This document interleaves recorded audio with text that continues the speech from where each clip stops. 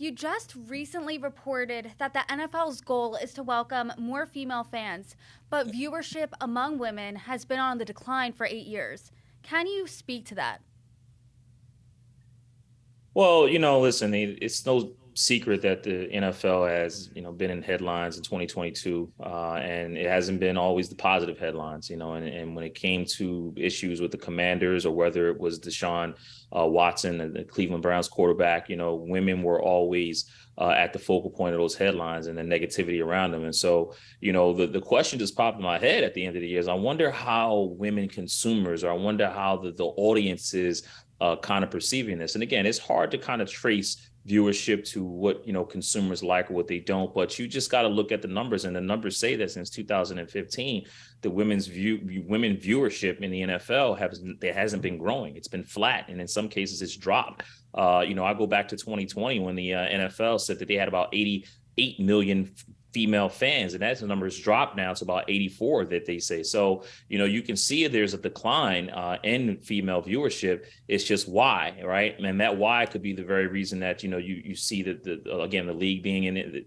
they are in headlines, and when it comes down to females and the way that they're being portrayed, it's just not a good look for the league. And so they got to be better at that. They got to be more sensitive to that, because, in talking to an advertising exec that I respect, a marketing advertiser I respect, and Tony Pontero in that article, a consumer walking down the aisle, when they see something on an NFL logo or shield or the player, and you have that negative image based off of what you've seen in 2022 about how the league, dealt with women, are you going to buy that product? And that's a question to ask. And I think this is why you always want to keep your image clean. And in 2022, the NFL just did not have a clean image when it came down to females.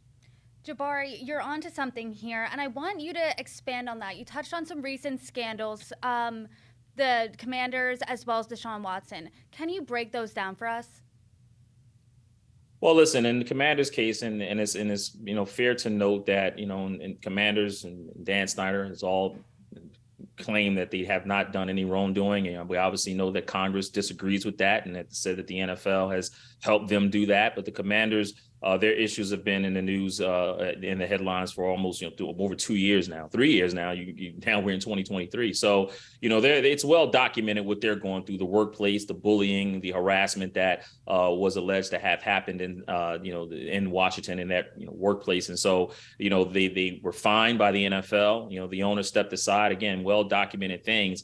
It's continuing to happen on with that team. You still see headlines involving that team. There's now new allegations that are being investigated, and then obviously we've seen the Congress report. And in the Deshaun Watson situation, obviously over a dozen women has allegedly say that he was inappropriate. He claimed that he's innocent and there was no wrongdoing. But again, it's the image, right? It's what the NFL and the image and how women are portrayed, and how they perceive the NFL when you see so many of these issues come in the headline. And again, in 2014, right, you go all the way back when we had Ray Rice, video surface of him punching his then fiance, right? And then you had the issues around Greg Hardy. I mean, that decline is when it started, with the NFL and women. And in 2022, it's almost like the league still hasn't learned any lessons.